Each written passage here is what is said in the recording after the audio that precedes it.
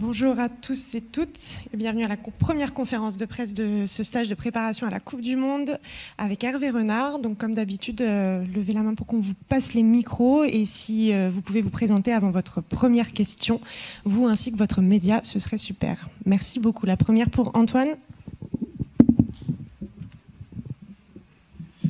Bonjour Hervé, Antoine Maignan pour l'AFP. Tout simplement, pour lancer cette préparation, vous êtes dans quel état d'esprit ? Bonjour à toutes, à tous. Content de retrouver les joueuses, content de retrouver le staff. Après un stage au mois de mars, où je le répète encore une fois, tout a été très fluide et parfait. Donc c'est pour ça moi personnellement, j'avais hâte de retrouver tout le monde.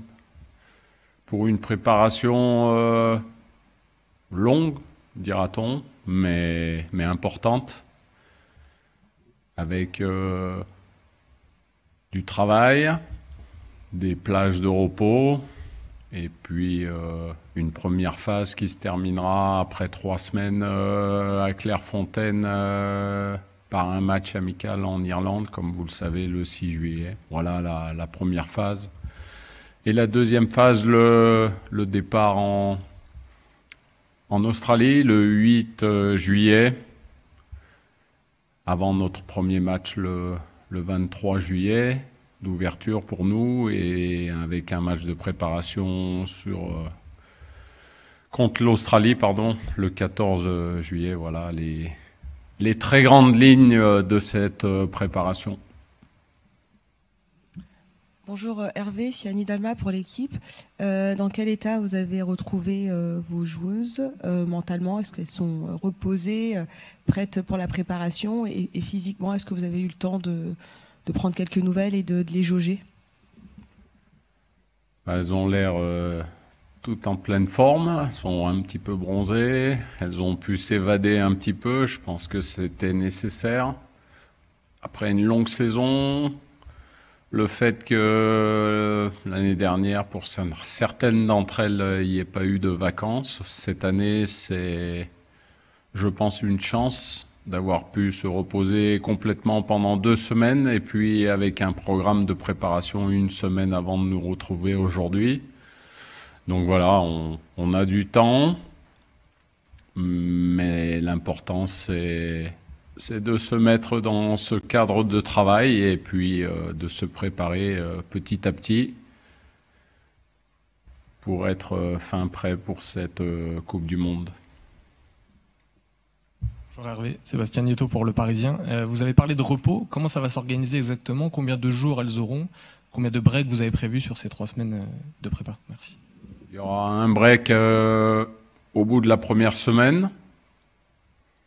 Un break de 48 heures, un break au bout de la 2e semaine, la même chose.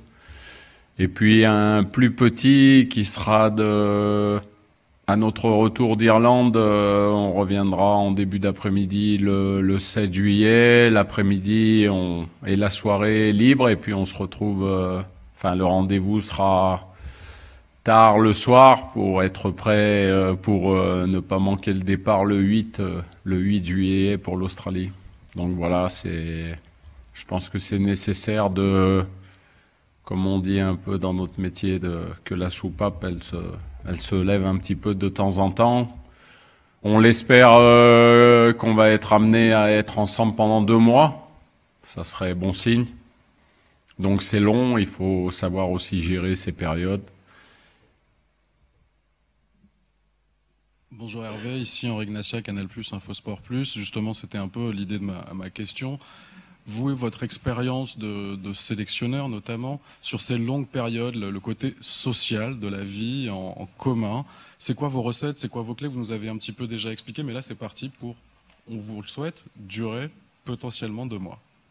Si je peux même préciser, à quel point, éventuellement, vous arrivez à estimer cette part-là dans la performance potentielle de l'équipe, cette partie-là de vie, en dehors de la partie purement sportive? Je pense qu'une bonne préparation, c'est l'élément clé d'une bonne compétition. Il faut savoir varier, ne pas tomber dans un train-train qui, à force, devienne négatif.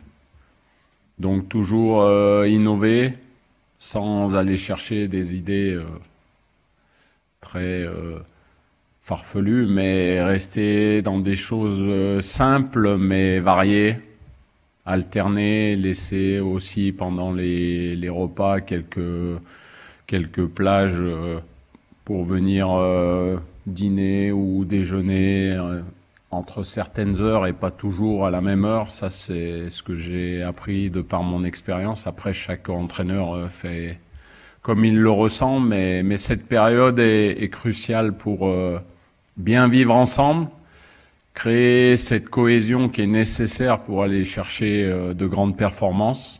Parce que sans cette cohésion, sans cet esprit de groupe remarquable, on peut pas arriver à obtenir quelque chose au bout. Donc c'est la recette.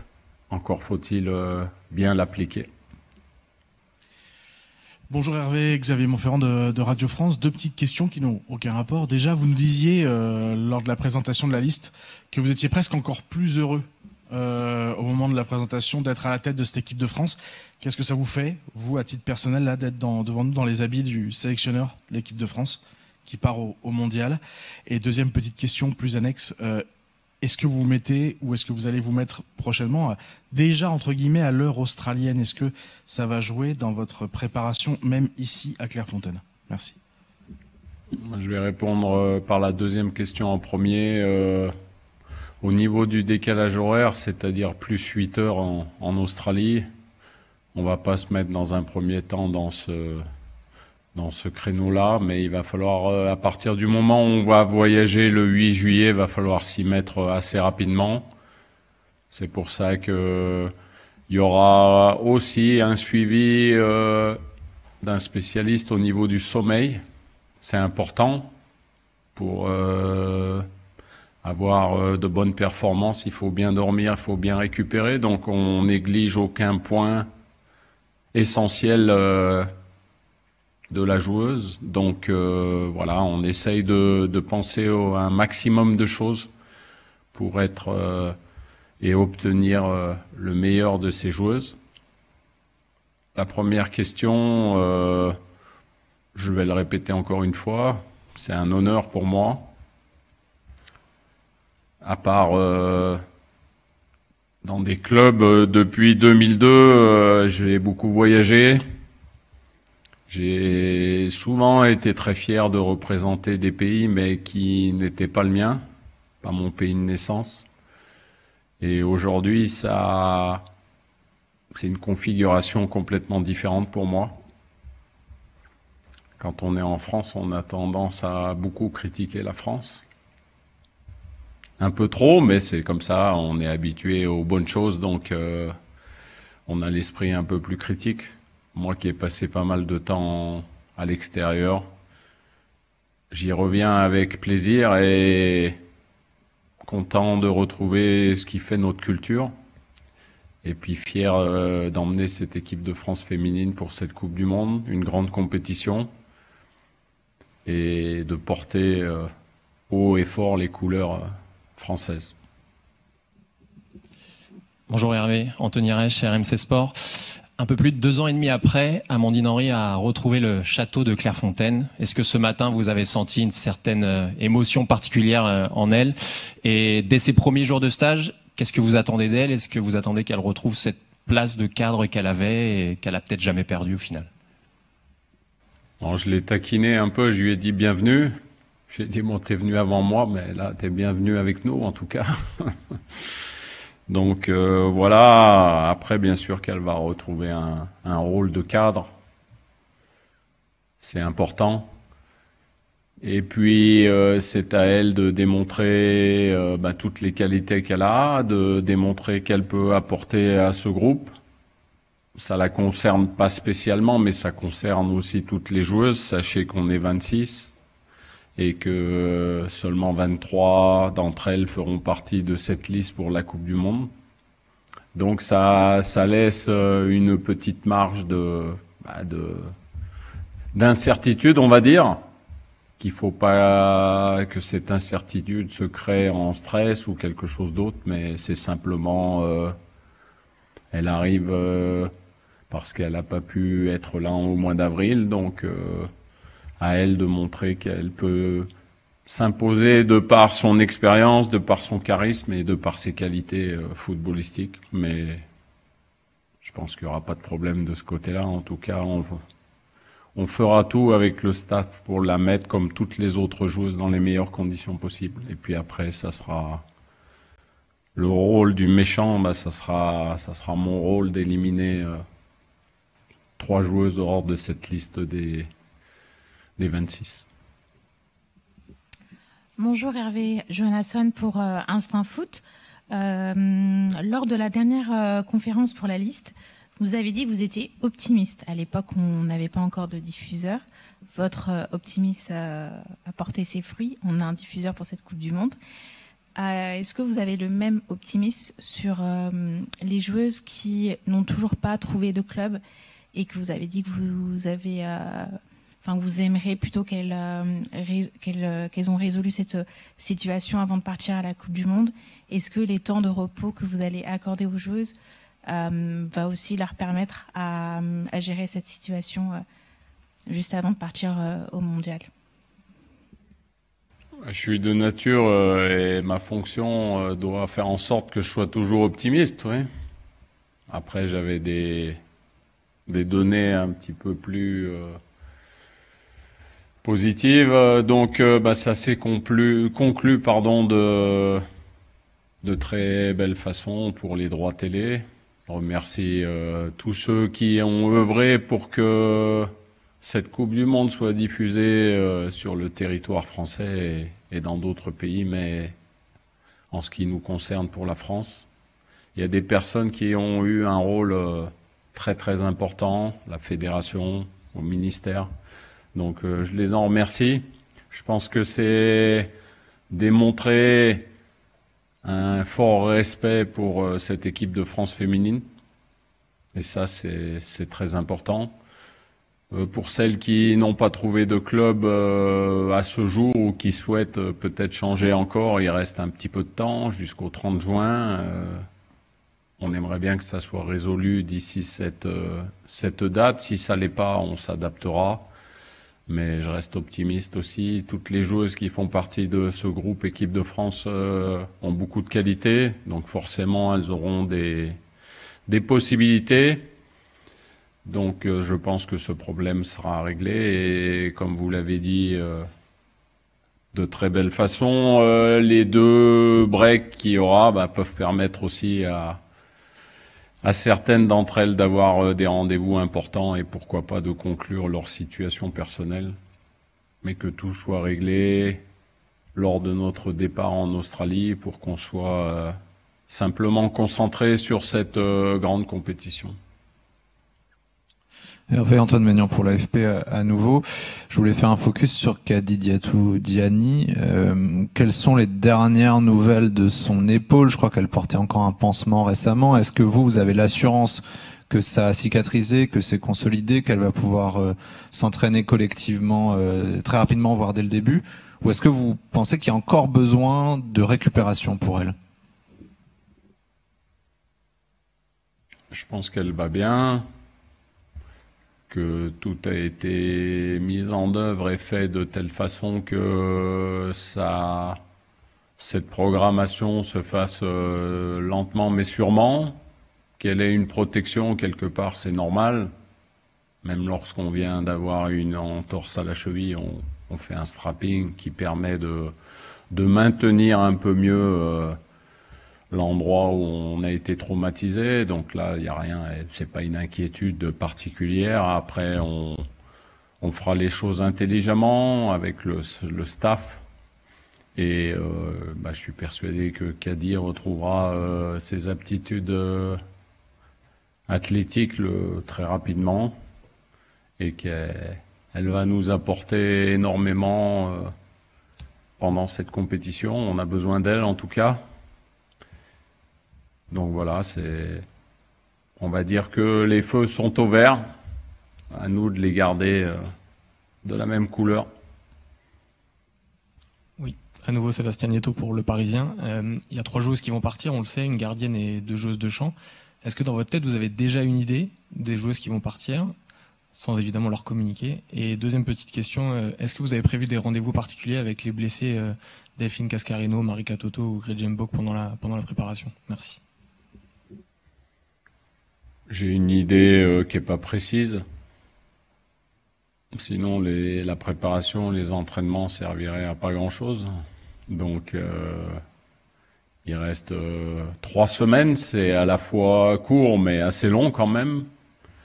Et puis après, ça dépendra des postes, bien sûr. On va pas accumuler des joueuses à un poste précis. On pourra pas se le permettre. Donc, il est bien équilibré ce groupe. Ça sera le mot d'ordre. Et puis pour les joueuses blessées, on va pas dire que c'est une chance parce on aurait préféré qu'elle soit avec nous plutôt qu'à Clairefontaine pour faire sa rééducation. Mais Delphine se prépare ici, donc elle viendrait nous rendre visite quand elle en a envie. Hein.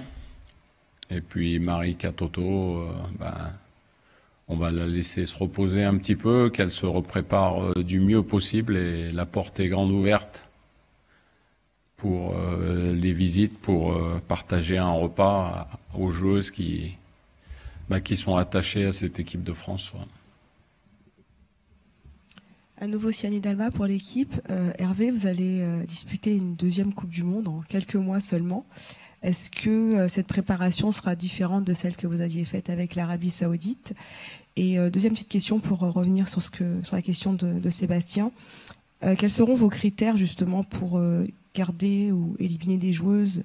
Serait essentiellement sportif ou la vie de groupe aussi va peser dans votre réflexion? Participer à une 2e Coupe du Monde dans la même année, on va dire, c'est quelque chose d'exceptionnel. Si vous m'aviez rencontré à la fin de la Coupe du Monde 2022 au Qatar et que vous m'aviez dit vous allez jouer une autre Coupe du Monde, j'aurais pas trop compris, puisque rien n'était planifié, rien n'était programmé. Donc voilà, c'est une part du destin. Je l'ai choisi, on m'a choisi. C'était comme ça devait se passer comme ça, et je suis sûr que je suis pas là par hasard.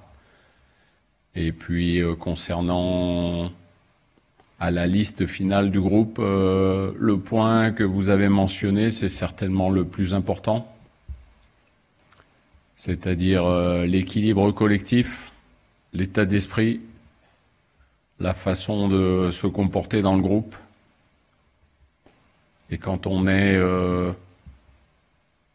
dans une liste de 23, qui est quand même un nombre assez élargi, il faut faire attention à tous ces aspects, parce que le moindre grain de sable peut perturber une préparation, l'équilibre du groupe.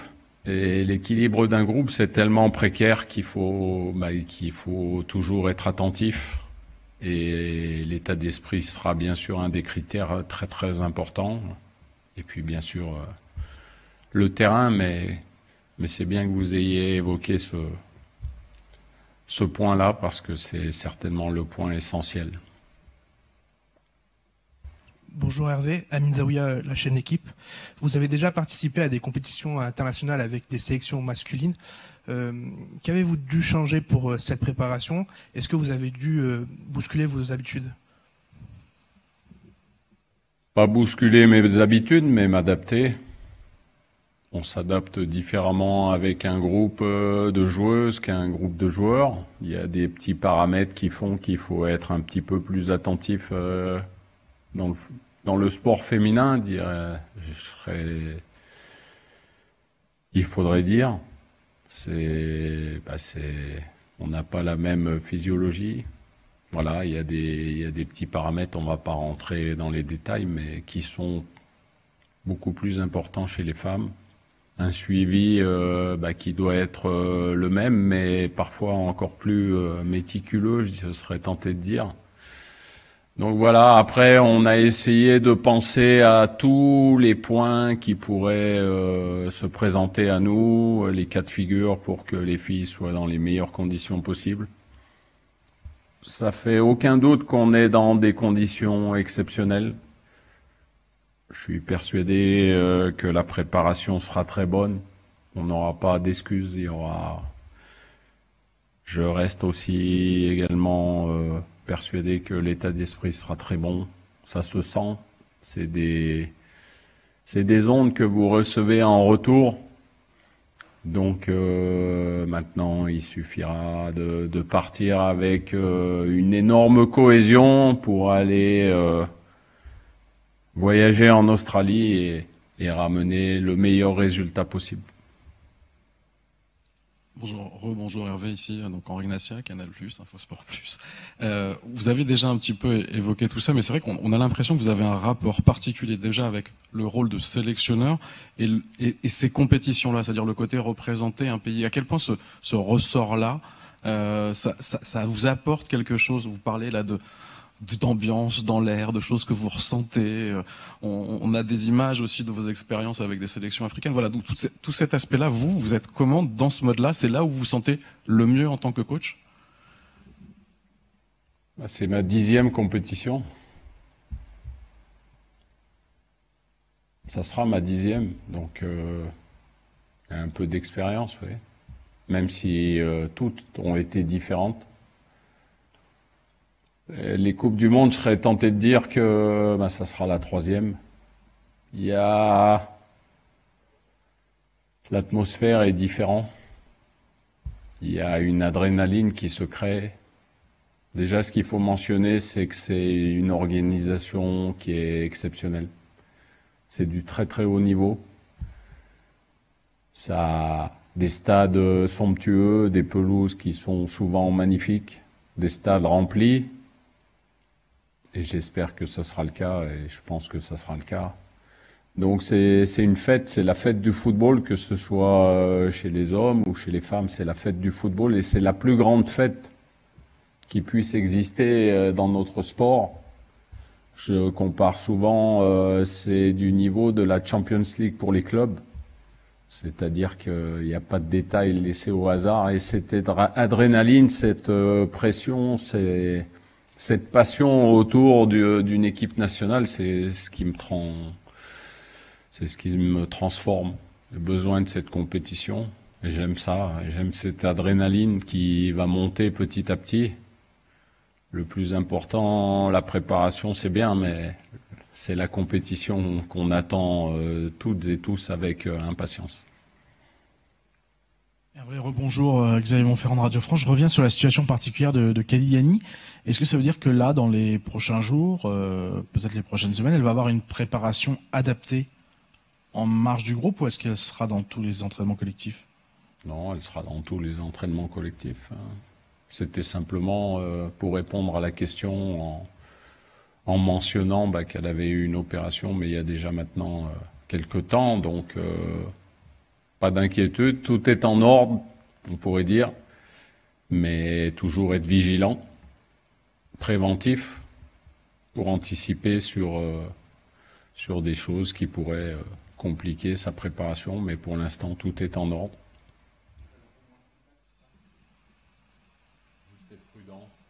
Voilà, c'est la prudence qui sera de mise dans un premier temps, notamment durant la première semaine. Ça sert à rien dans une préparation qui va durer 30 jours de tout mettre en péril dans une première semaine ou même dans les 10 premiers jours de cette préparation.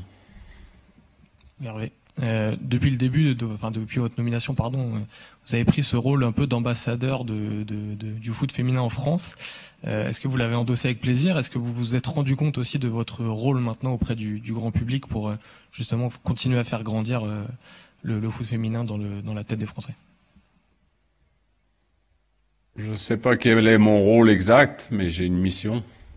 À partir du moment où j'ai accepté cette tâche,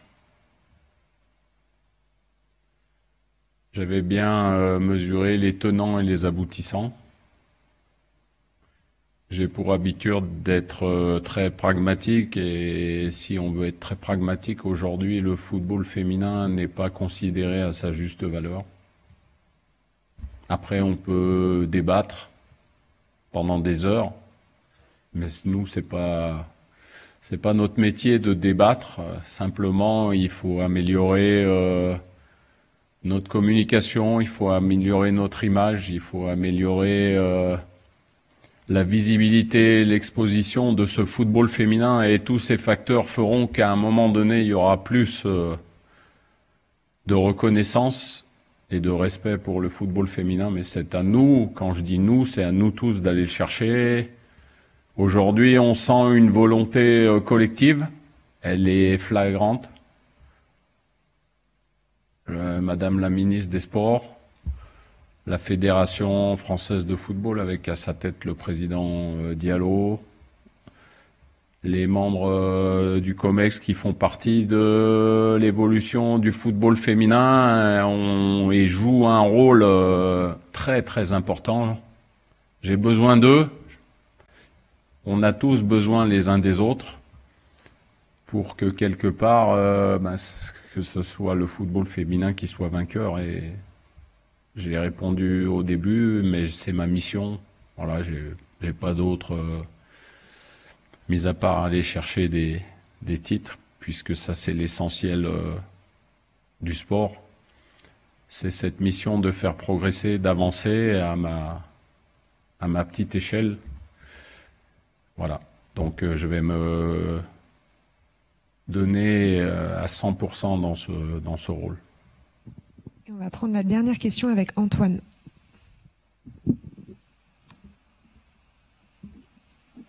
Oui, Antoine Maignan à l'AFP encore. Juste pour prolonger sur les joueuses que vous allez écarter, est-ce que vous savez déjà si vous avez plutôt besoin d'enlever des défenseurs, des milieux, des attaquantes? Il y a 6 attaquantes. Est-ce que on a l'impression que c'est suffisant? C'est rare qu'une équipe parte avec moins de 6 attaquantes sur une grande compétition. Est-ce que c'est plutôt, vous dites quoi, une défenseur, une milieu, ou est-ce que vraiment c'est pas encore très fixé dans votre esprit? Vous voulez des indices, hein? Je vous ai dit, il n'y a pas que 6 attaquantes. Il y a Salma Bacha aussi qui peut jouer un cran au-dessus. Après, est-ce qu'aujourd'hui, dans le football moderne, on peut considérer un joueur moi, je dirais, il y a des joueurs offensifs et puis des joueurs un peu plus défensifs. Voilà, mais il faut être capable de s'adapter. Et le football aujourd'hui démontre qu'on peut s'adapter à plusieurs positions. Vous voyez avec l'équipe de France masculine, vous avez derrière, dans les 4 postes, pratiquement 4 défenseurs centraux. Si on vous l'avait dit au départ, vous auriez dit « Ah là là, c'est la catastrophe, il n'y a pas de latéraux dans cette équipe. » Ils s'en tirent même plus que bien. C'est une question d'équilibre. C'est le football moderne qui veut ça. Mais vous inquiétez pas, on aura tout ce qu'il faut pour aller à cette Coupe du Monde et le groupe, je vous l'assure, sera bien équilibré. Merci. Merci.